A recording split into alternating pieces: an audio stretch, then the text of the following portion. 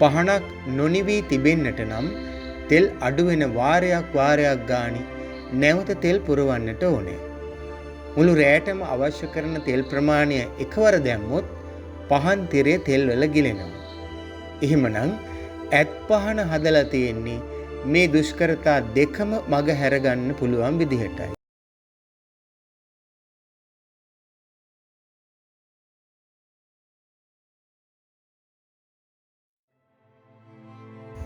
දෙදිගම කොටවිහෙරේ ඓතිහාසික වැදගත්කම ගැන මම කතා කළා බලසර සැරිසර 23 වෙනි වීඩියෝවෙන්.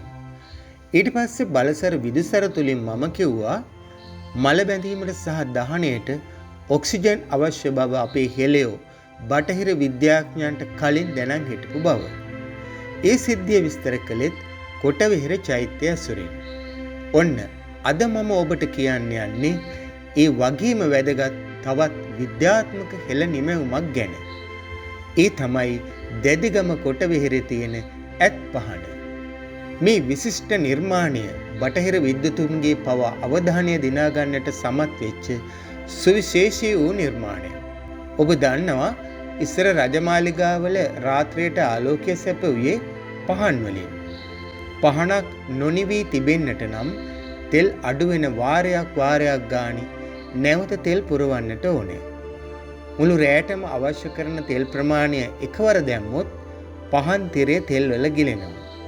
එහෙමනම් ඇත් පහන හදලා තියෙන්නේ මේ දුෂ්කරතා දෙකම මග හැරගන්න පුළුවන් විදිහටයි. මේ ඇත් පහනට එහෙම තෙල් පුරවන්න ඕනේ නැහැ. අඛණ්ඩව සහ ස්වයංක්‍රීයව පහනට තෙල් ගලා යීමේ අපූර්ව තාක්ෂණයක් ඒ සඳහා භාවිත කරලා තියෙනවා.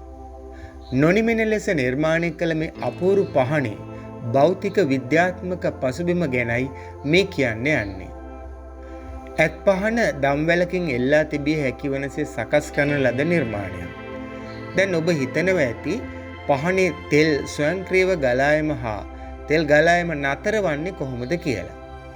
මෙහිදී යොදාගෙන තියෙන්නේ වායු පීඩන මූලධර්මයක්.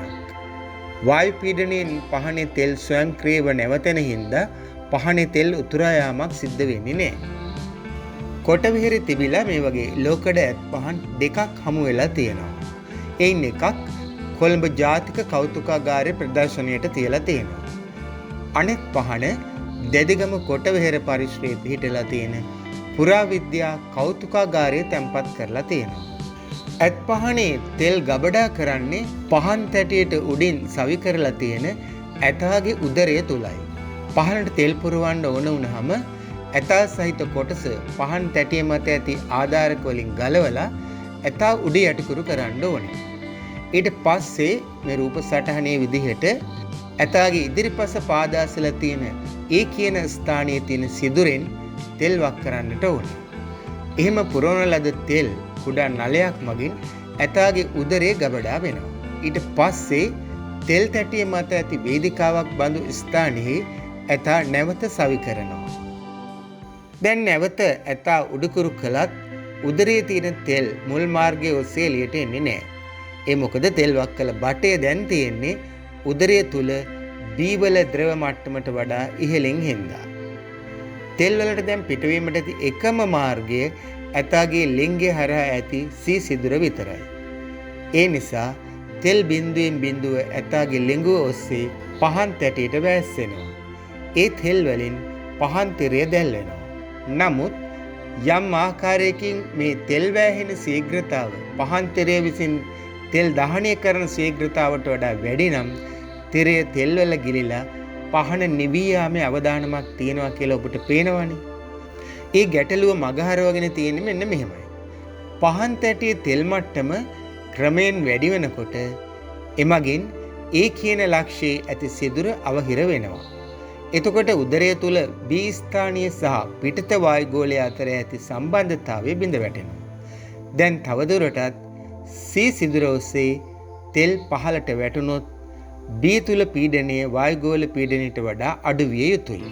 නමුත් එහෙම අඩු පීඩන තත්වයක් ඇති කරන්නට තරම් සීහි ඇති ද්‍රව කඳ ප්‍රමාණවත් නැහැ.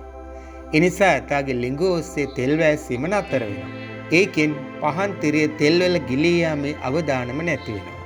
නමුත් පසුව තැටියේ ඇති තෙල් තිරය ඔස්සේ දැවී යද්දී තැටියේ ද්‍රව මට්ටම පහළ යාම හින්දා ඒ ස්ථානයේ සිදුර නැවත වායු ගෝලයට විවෘත වුණාට පස්සේ කලින් වගේම තෙල් වැස්සීම සිද්ධ වෙනවා. දෙදිගම ඇත්පහන පොළොන්නරු යුගයේ නිර්මාණකරුවන් විසින් නිර්මාණය කළ අගනා ඉංජිනේරු තාක්ෂණයක්. විදුලි ආලෝකයේ නැති යුගයක රෑ පුරා දැල්වෙන පහනක් කියන්නේ වැදගත් නිර්මාණයක් බව අමුතුවෙන් කියන්න ඕනේ නැහෙනි. මුළු රෑ පුරාම බාහිර බලපෑමකින් තොරව දැල්වීමට ඇත්පහනට හැකියාව ලැබිලා තියෙනවා. වසර දහසකටත් එහා කාලෙකදී නිර්මාණය කළ මේ ඇත්පහන අපේ රටේ පැරණි ලෝහ ඉංජිනේරු ශිල්පයේ විශිෂ්ටත්වයේ විදහා පාන සුවිශේෂී වූ නිර්මාණයක්.